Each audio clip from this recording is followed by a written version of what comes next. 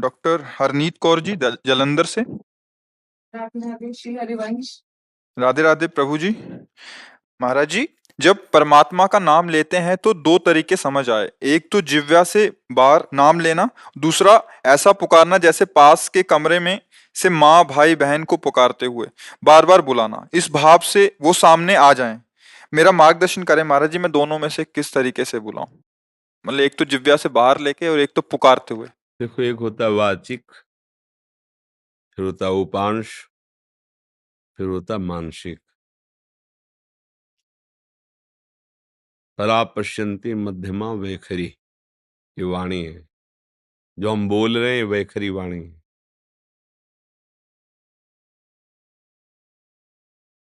ये उपांश है,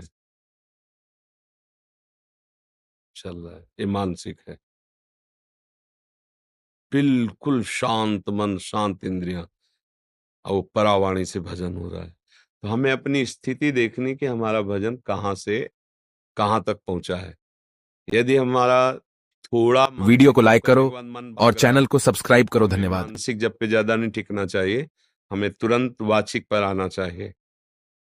भाग रहा है ना, अब वो बनेगा नहीं सही। अगर हमारा मन थोड़ा हमें सहयोग कर रहा है तो उपांश जप में आ जाना चाहिए। ऐसे अब लग रहा है कुछ जप रहे हैं, पर क्या जप रहे हैं, कुछ लग रहा है ऐसा।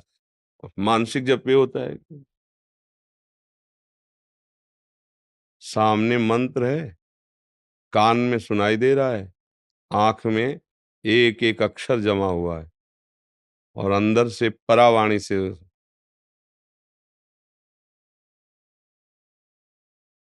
न माला है न कुछ, उठते बैठते चलते फिरते हर समय पर ये सिद्धों की स्थिति होती है, साधक को करना होता है। तो अगर हम कम से कम 1.5 वर्ष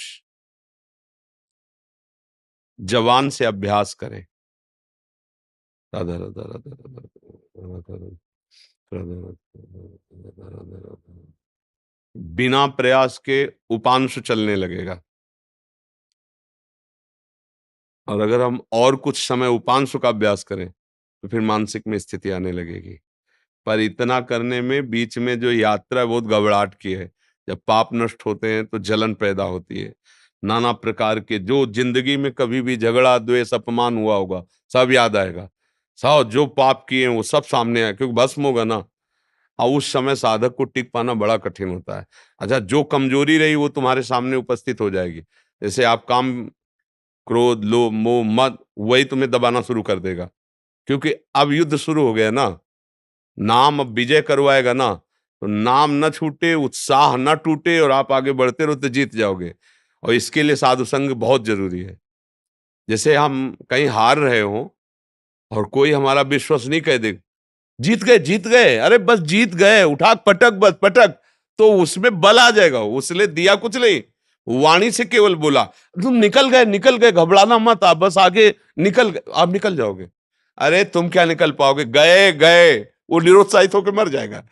कि उत्साह बढ़ाना, तो संत संग क्या करता है, हमें रोज उत्साह बढ़ाता है भगवत भजन के लिए, भगवत प्राप्ति के लिए। तो हम अपनी स्थिति को देखें कि हमारी स्थिति क्या है।